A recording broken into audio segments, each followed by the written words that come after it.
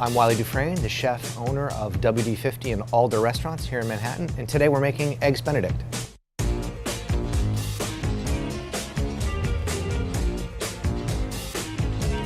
First thing we're gonna do is we're gonna crack our eggs into anything really, because that's gonna make getting them in the water much easier. We're gonna bring the water up to a boil, but then we're gonna take it off the heat before we put the eggs in the water, because we do not want our eggs to be rubbery or to overcook.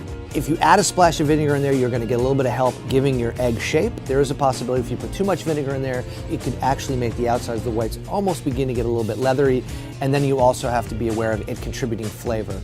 We're gonna remove it from the heat, and one way of helping cool the water down is to spin it slightly. That's gonna help drop the temperature a bit. And I do think a little tiny bit of motion is helpful to keep your eggs from touching each other, and it will also help the whites sort of wrap around. But you don't want a crazy vortex. So now we're just gonna go ahead and slide our eggs in one at a time. You wanna get right up to the water. You don't wanna drop, you don't wanna plop. You wanna look for a space to jump in the pool and go right in. I'm gonna set a timer for 4 minutes. Personal preference is always important. Like somebody may like their egg cooked a little bit more, cooked a little bit less. We're looking for that almost custard-like texture. So it's been just about 4 minutes now. You could just go right to the plate at this point, but what I like to do is drop them for just a second in an ice bath. And that's gonna allow us just to clean it up for a second. This is mostly for presentation. If you leave it in the ice bath for any longer than a minute, I would say go back into a warm water bath. Otherwise, you're just gonna be serving not very hot egg. That right there is a pretty nice egg. The hollandaise is a little bit less forgiving because it happens much quicker and it's happening at a higher temperature.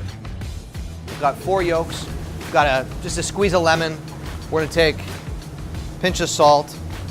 We're just gonna whisk that up, and we've got half a pound of butter. Again, we're cooking eggs. We wanna keep in mind that we don't want anything to get too hot. It's just very easy for the eggs to scramble, so you wanna be careful. So that's why we're going on and off the heat above that steam bath. If I couldn't put my hand here, I would know that it was too hot, and that it was probably at that point time to start over.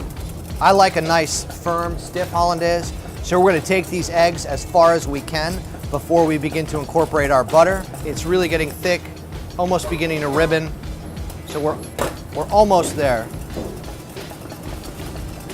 So we're just gonna begin to add our butter a little bit at a time, put it back on the heat. If you dump all the butter in at once, you run the risk of overloading the emulsion, and it could potentially break. So we like to add it maybe in thirds so that you don't run the risk of it splitting. Again, we're checking our pan is not too hot. At this point, our butter's fully incorporated, and you could stop if you wanted. This is a perfectly respectable hollandaise at this point, but I'd like to see it get a tiny bit thicker. It's got a little bit more body. It's gonna hold itself on top of that egg instead of just running off. So now all we have to do is adjust the seasoning.